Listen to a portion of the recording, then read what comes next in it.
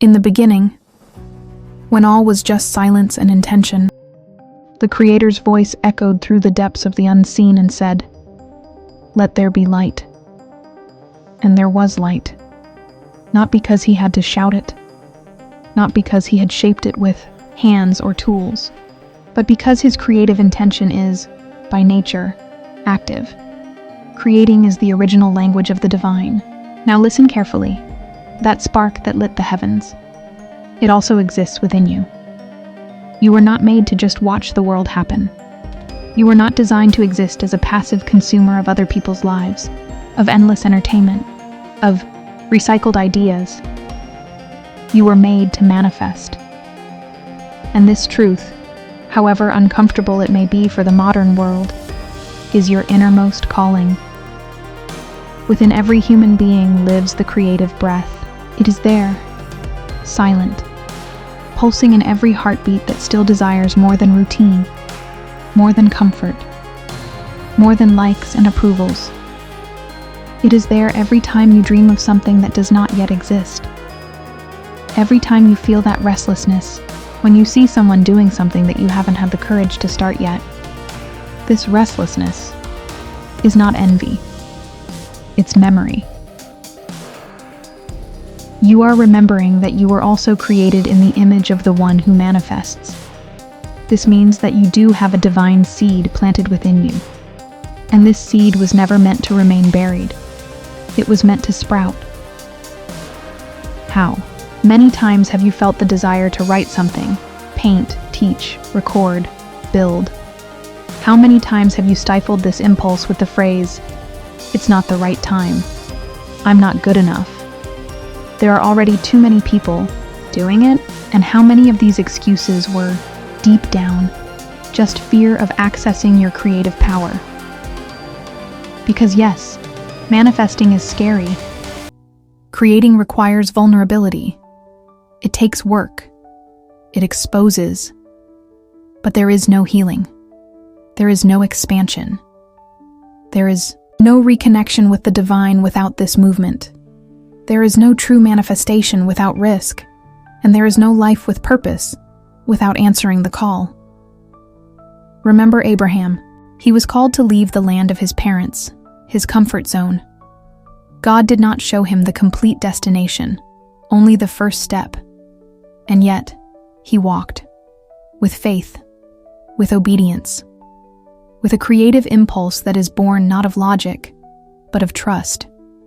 You may not hear an audible voice saying go, but the restlessness within you is a clear whisper, a gentle, insistent call that says, "You were born to create. Don't sleep with your dreams not yet manifested." And here, it is important to understand. We are not talking only about art or business. Manifesting is everything you build, with intention. It is bringing the invisible into the visible. It is transforming an intuition into a prayer, a vision into an action, an idea into a movement that transforms your life and the lives of those it touches. You may have thought that there was nothing special about you, but the truth is that your vision, as simple as it may seem, is unique. It is like a piece of a cosmic puzzle. If you don't put it on the board, the whole is incomplete. The world loses, and your soul withers a little more each day that you put it off. Now, a pause. If this message is already igniting something inside you, take a deep breath. And if you feel like this channel is putting words to what your soul already knew, consider leaving a comment with the word, "I woke up." Subscribe and like this video, not only to support, but because it helps spread this message to others who are also hearing the call. Do you know why this matters? Because the more people awaken to their creative calling, the more light is turned on in this world. More beautiful works are generated. More healings happen. More homes become sanctuaries. More relationships become bridges to transformation. And fewer people live just waiting for the weekend or the next video to distract themselves. You are not here by chance. Existence is intentional. And the fact that you are listening to this now is confirmation. Maybe you got lost. Maybe you silenced your soul for so long that today it whispers very softly. But the Creator does not forget His children. He keeps whispering in the ears of those who want to listen. Manifest, recreate, participate in the dance of existence. If you have ever been close to death, whether physical, emotional, or spiritual, you know how urgent life is, and how much it changes when we understand that being alive is, in itself, a creative gift. And here is a subtle but powerful truth.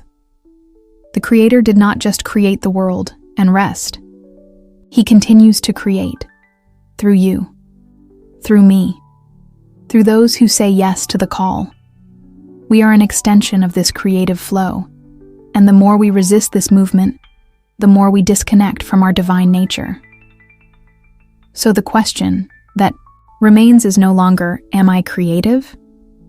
The real question is, at what point did you start to believe that you were not? This question is the portal, because when you go through it, you begin to recover your spiritual memory. You begin to remember that everything that exists today, buildings, music, words, relationships, began as an invisible seed. And that seed was inside someone who decided to take the first step. You don't need to be sure. You just need to be brave. We live in an era where everything is just a touch away. Millions of voices, ideas, images, videos, songs, all available in seconds. We have never been so connected and at the same time so numb. This paradox is subtle, but lethal. We are consuming so much that we forget to produce. And this consumption is not just of food, clothes, or objects. It is a consumption of the soul. Silently, we have been trained to absorb instead of express, to watch instead of participate, to scroll instead of moving the spirit. Every notification is a small dopamine release. Every story, an escape from a silence that could reveal something important to us.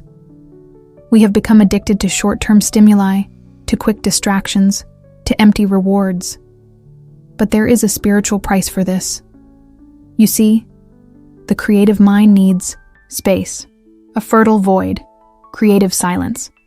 But we live filling this space with the noise of the world. The excess of information has drowned out the most important information, the one that comes from within. It is as if we were eating all the time, but never nourishing ourselves.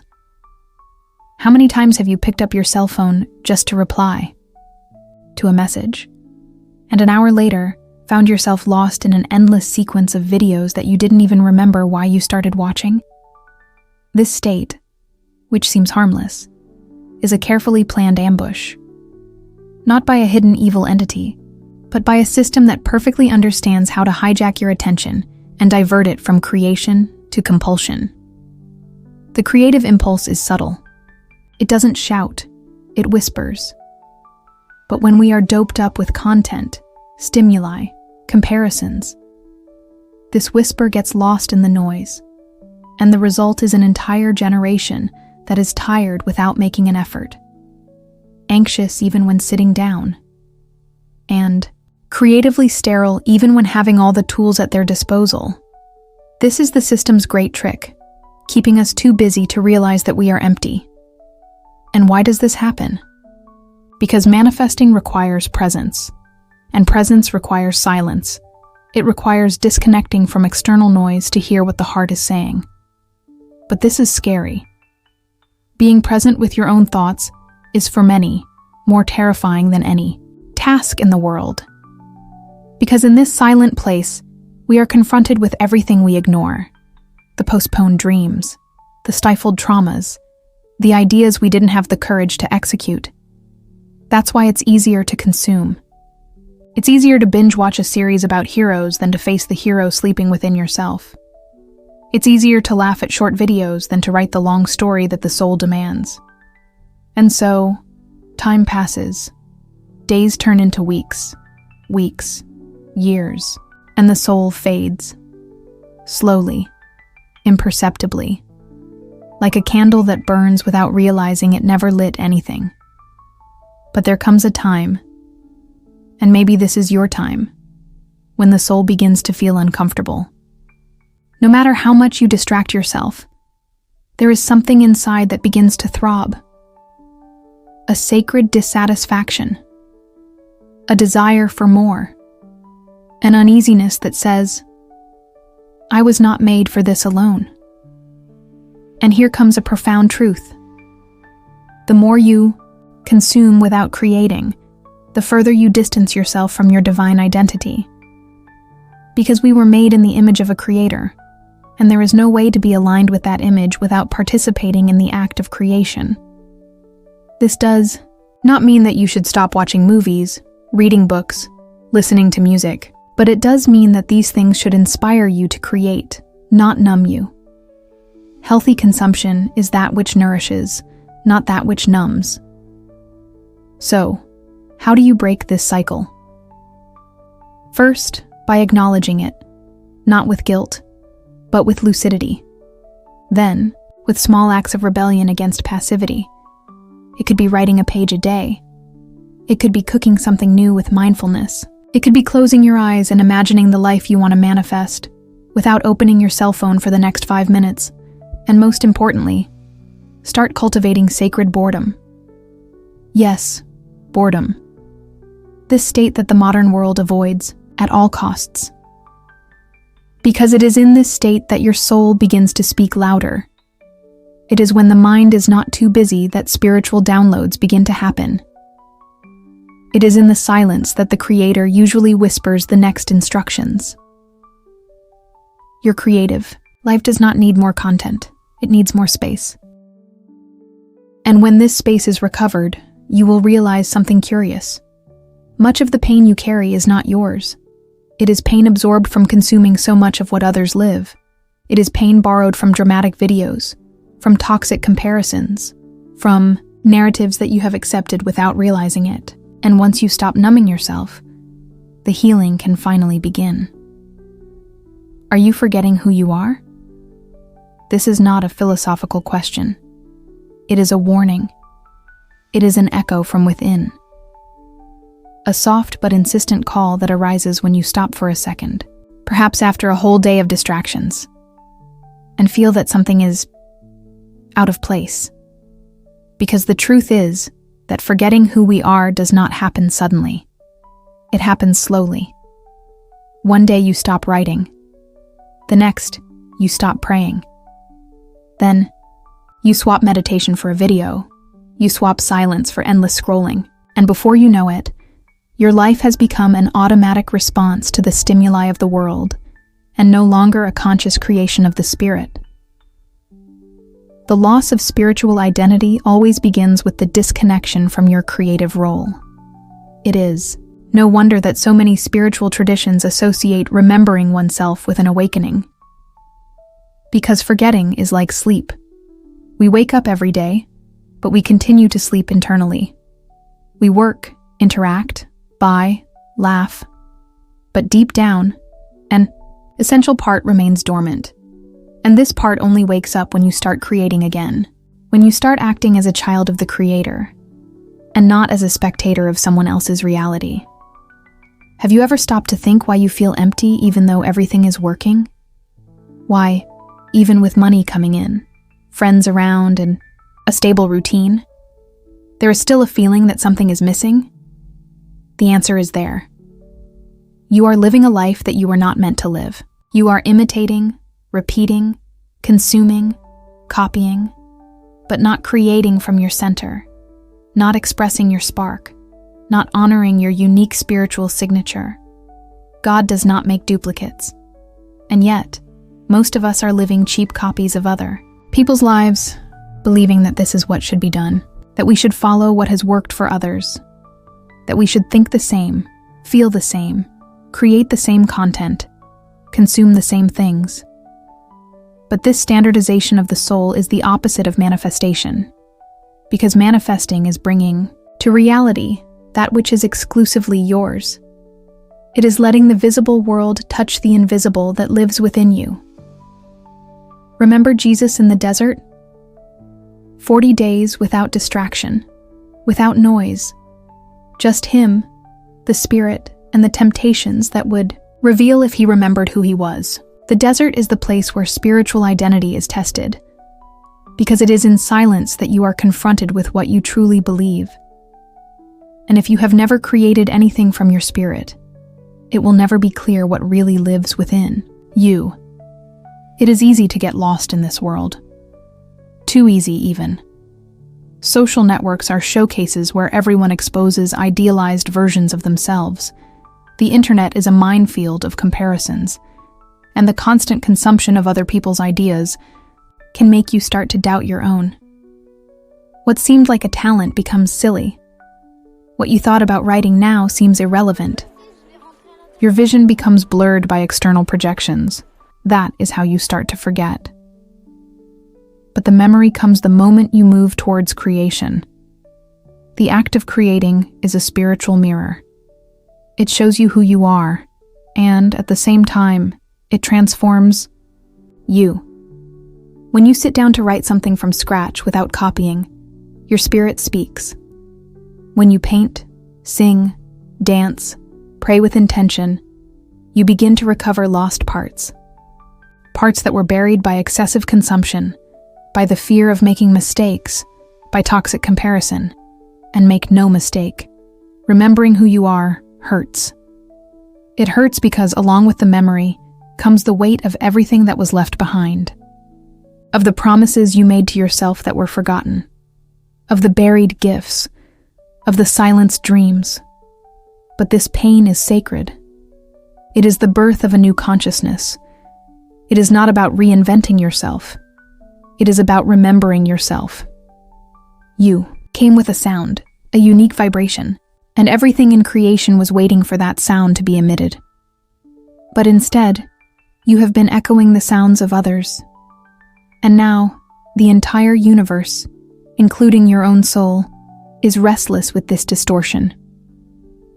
Here is a simple but profound exercise. Stop everything right now and ask yourself, out loud. Yes, out loud.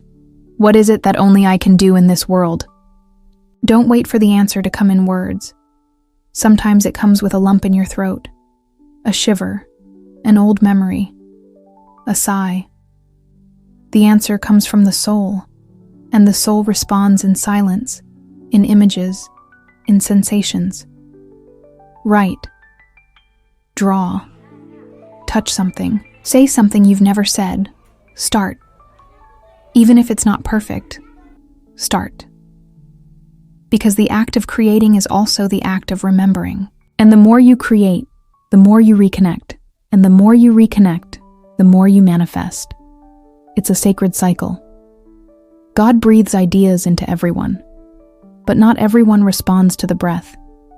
Many just consume the wind of others, without realizing that the Creator continues to wait for their voice in the chorus of creation. Don't compare yourself. The only comparison that matters is between who you are today and who you were made to be.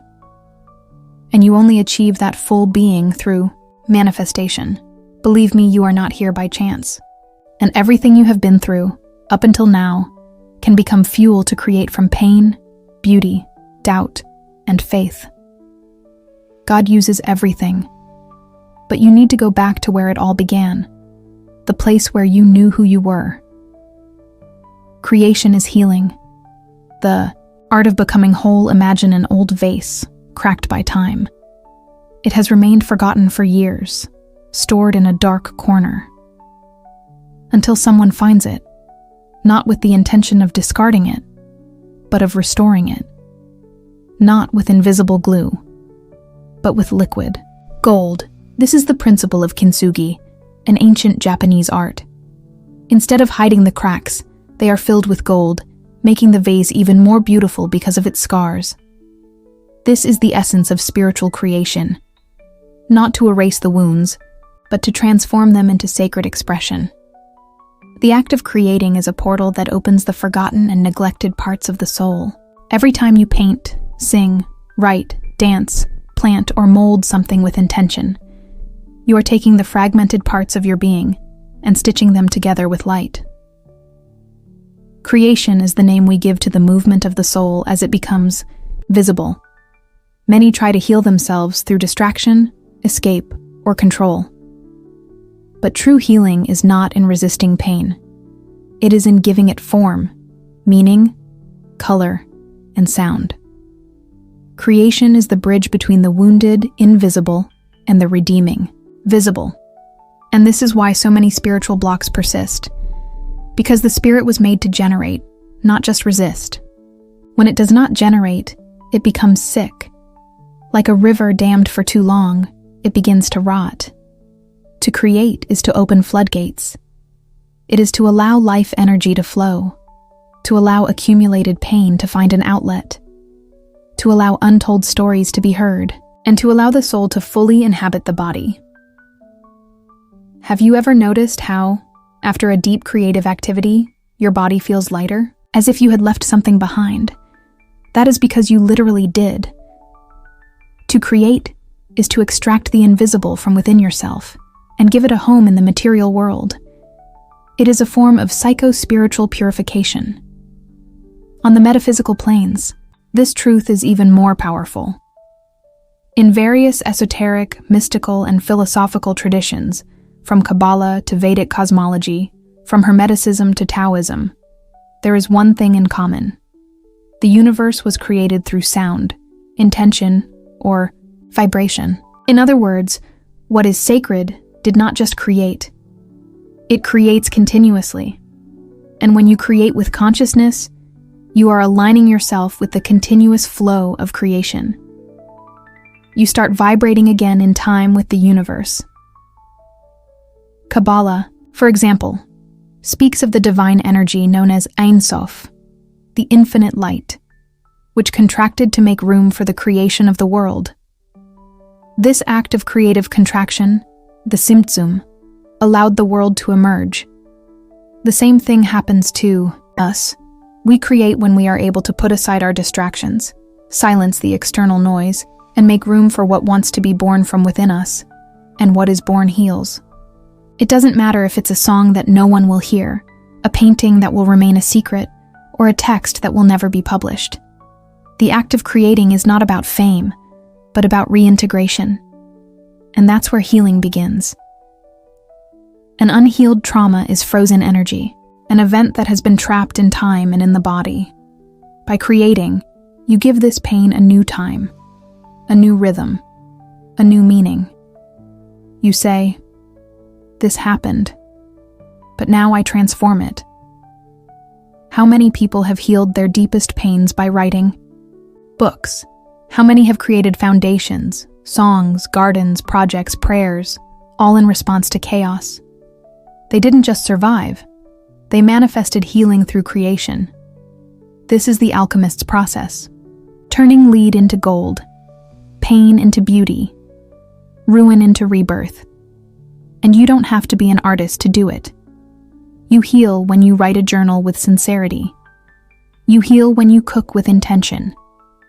You heal when you decorate your home with love. You heal when you express what you feel, even if it's in imperfect words. Every creative expression is a return to oneself.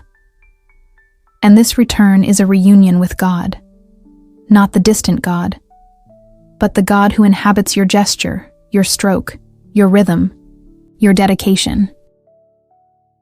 Modern neuroscience already understands this. Studies show that creative practices activate brain areas linked to well-being, reduce levels of cortisol, the stress hormone, and increase levels of dopamine, the neurotransmitter of motivation, hope, and positive expectations. This explains why creative people, even in the midst of pain, often have more strength to carry on. Creation does not erase pain. It reconfigures it. And what's more, it reconfigures you. Many of your spiritual blocks, that feeling of not being able to pray, meditate, or connect, are not a lack of faith. They are excess stagnant energy. They are stifled creative expressions. They are unspoken words. They are unbold gestures. They are unborn works.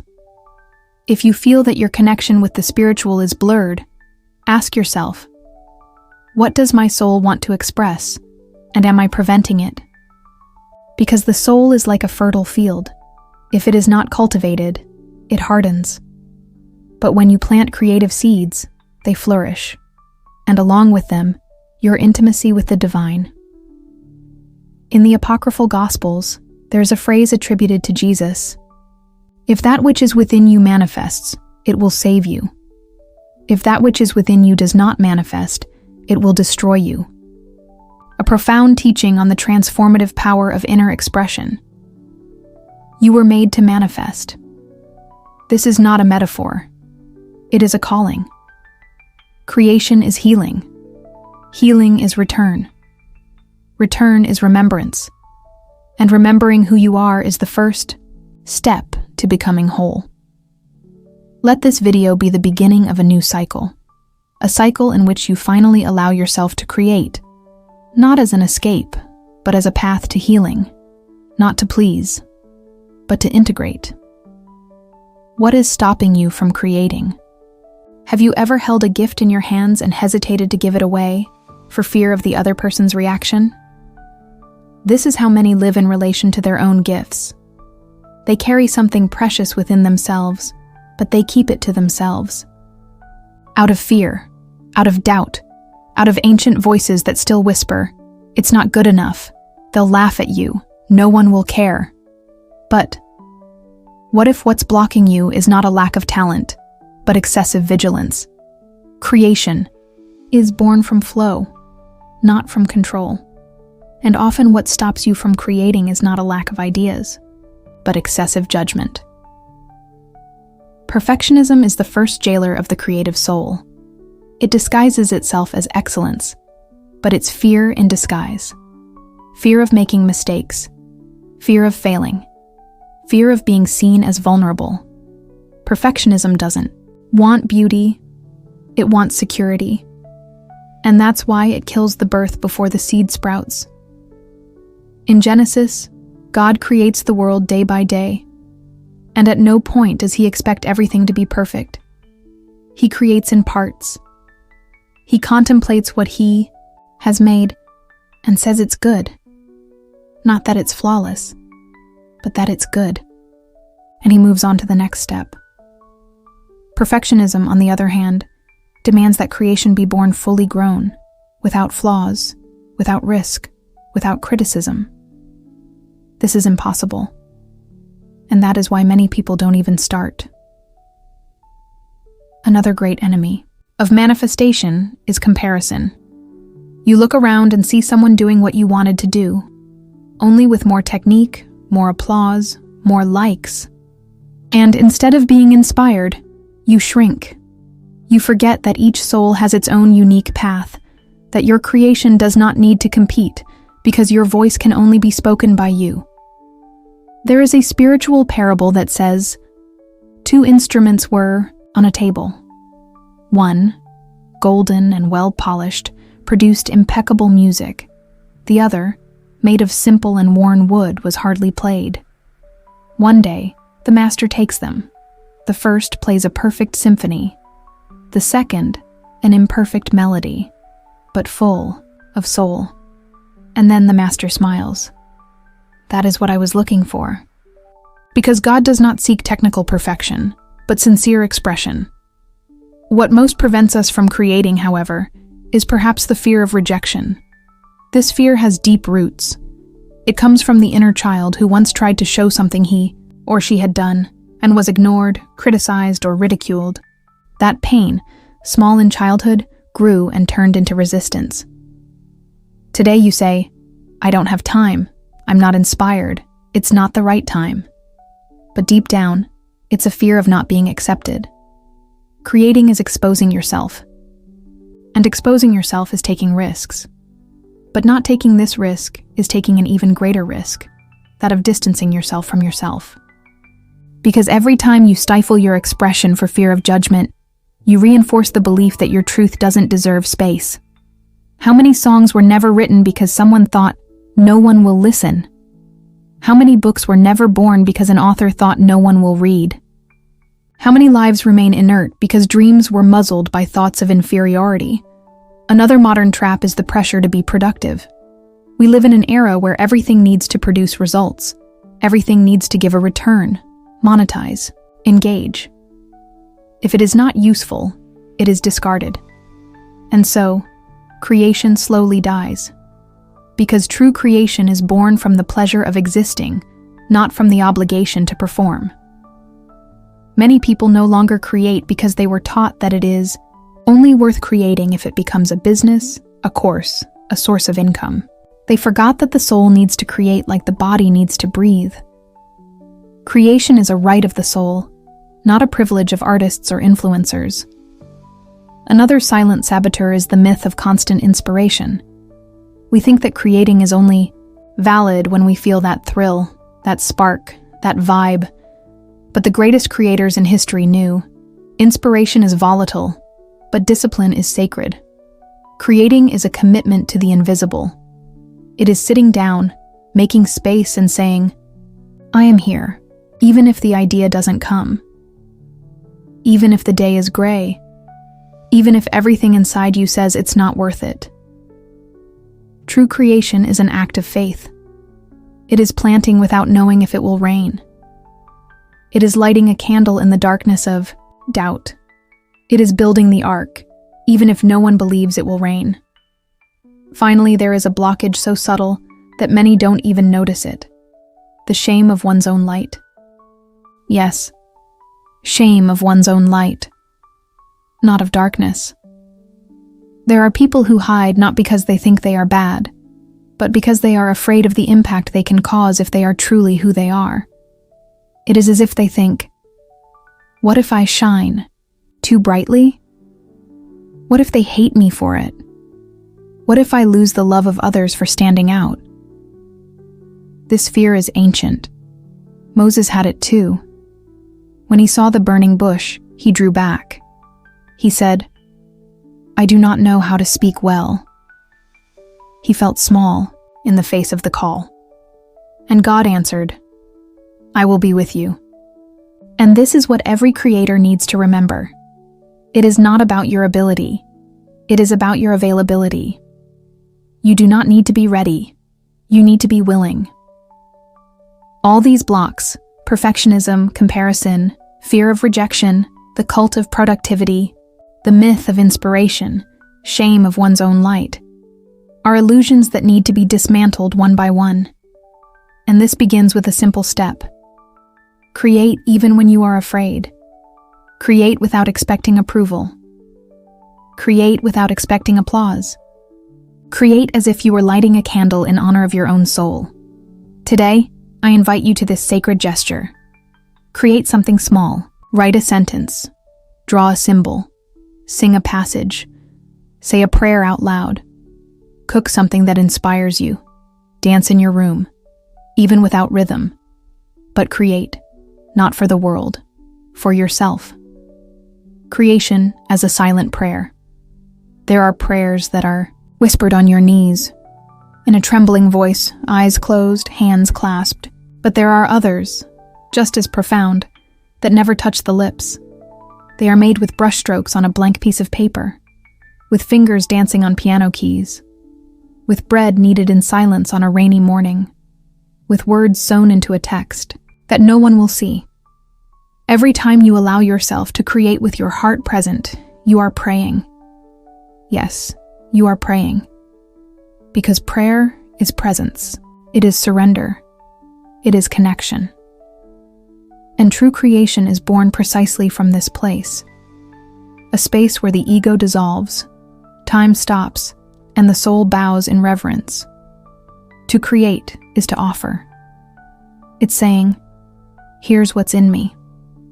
Let it be for something greater than myself. You may never have thought of it this way, but that moment when you scribble an idea in a notebook, embroider a towel, grow a flower, or write something that came from deep within your heart, it's an invisible altar being erected. An altar where you and the divine meet without the need for words. Because creation done with intention is a golden thread that connects your essence to Source. And Source always responds. Maybe that's why after creating something from the heart, you feel that strange peace. A good silence. A full emptiness. sense of having come home. This is the answer to the silent prayer you just made.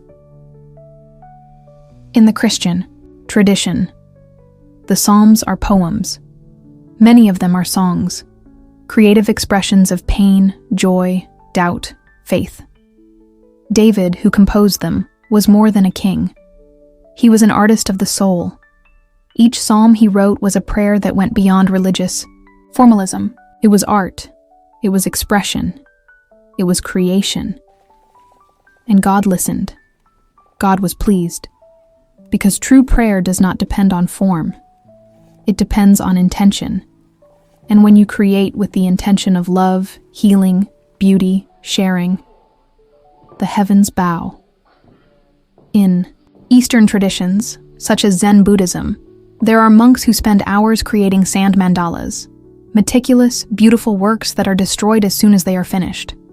Why? Because the value is not in the final object, but in the consciousness deposited in each grain. It is meditation. It is devotion. It is a sacred act. It is prayer without words. Creation is therefore a divine gesture. And like all divine gestures, it does not require human recognition. You don't need to be an award-winning artist, nor sell paintings, nor have thousands of followers. You just need to create with truth, with integrity, with listening. This is the purest prayer, the one made with hands dirty with paint, with a heart slightly trembling, with eyes filled with tears of remembrance or gratitude. That prayer you say when you draw, sew, plant, cook, decorate a corner of the house, write a love note. All of this is the liturgy of the soul. But be careful. It is only a prayer if there is presence.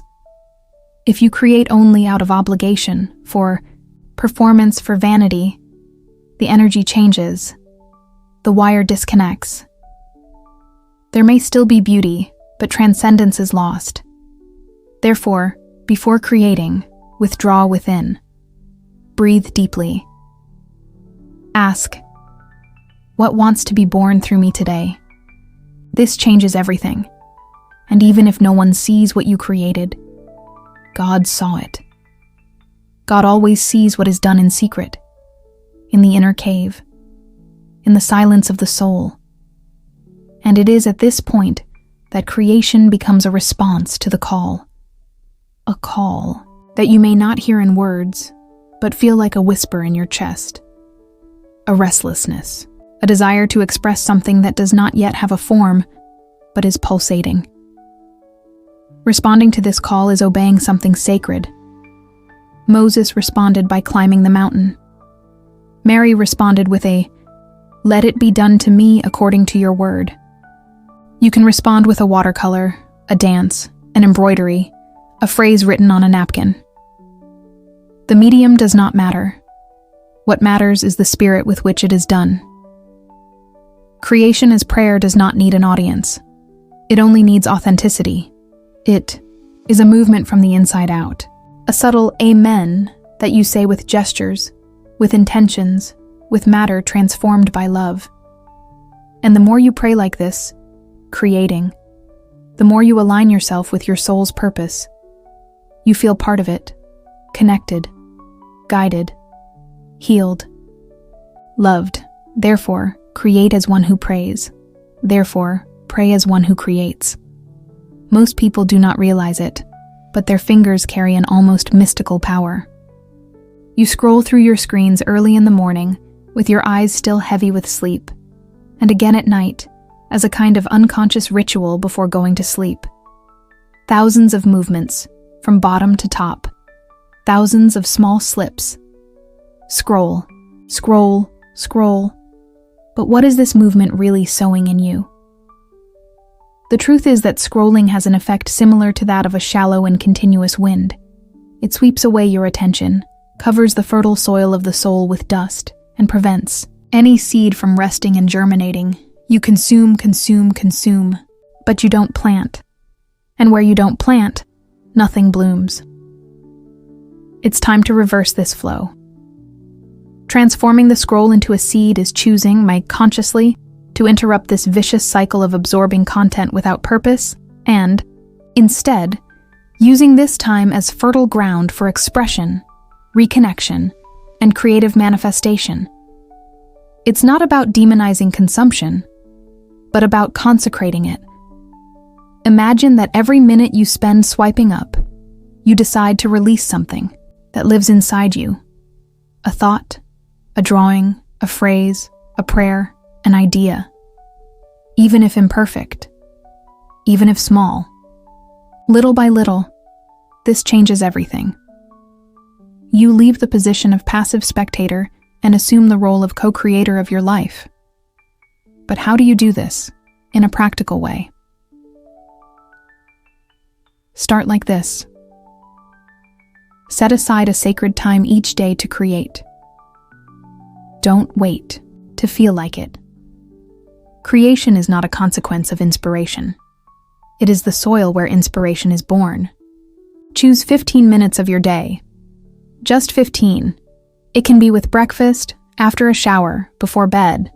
And during that time, turn off your cell phone or put it on airplane mode. Create something, anything. A text, an embroidery. An audio poem for yourself, a notebook of ideas, a paper flower, a creative gesture.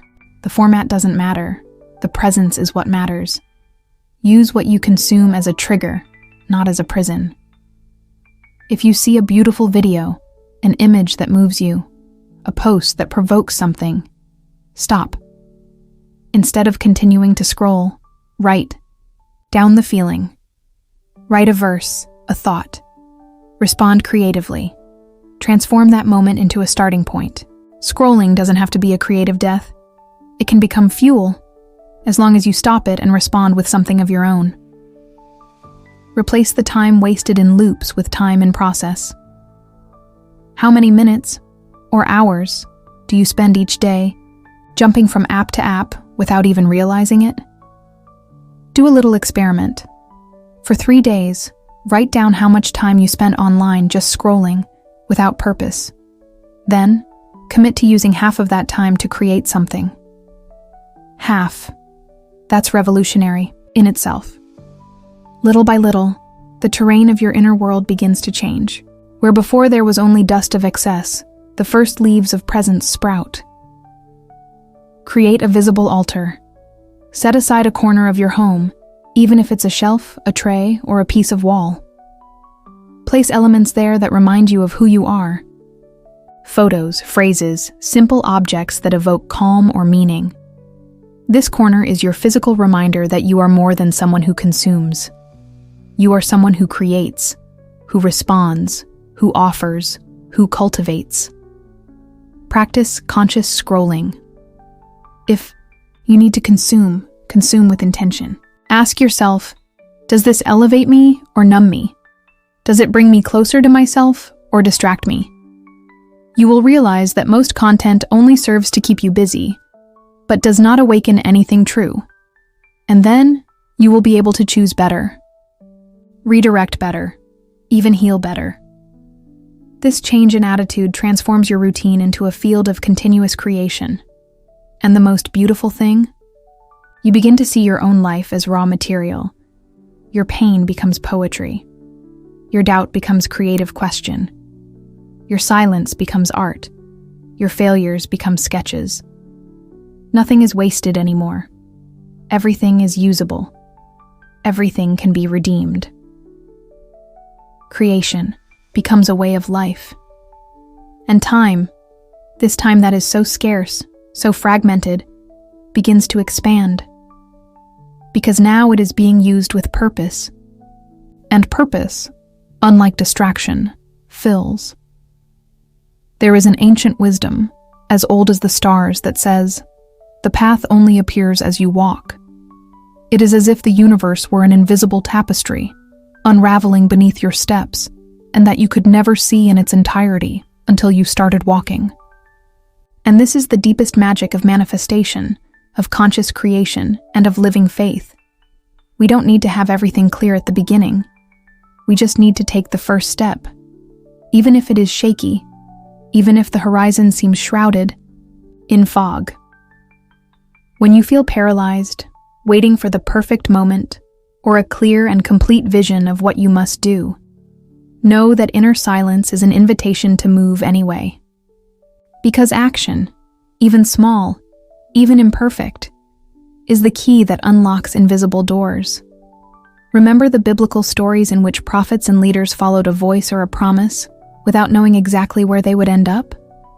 Abraham, for example, set out for a land he didn't know because he trusted in that divine calling. He didn't have a map, but he had faith, and that faith transformed the unknown into home. You are also called to this journey. The Creator's call pulsates in your heart. You were made to manifest, not just consume. And that doesn't mean waiting for ideal conditions, but moving with the courage that comes from trusting in what you don't see, but feel. Every step you take on the terrain of creation is an act of sacred courage. It is a silent cry saying, I believe, I exist, I am. And that is how the path begins to reveal itself. In signs, encounters, insights, unexpected opportunities. Don't underestimate the power of movement.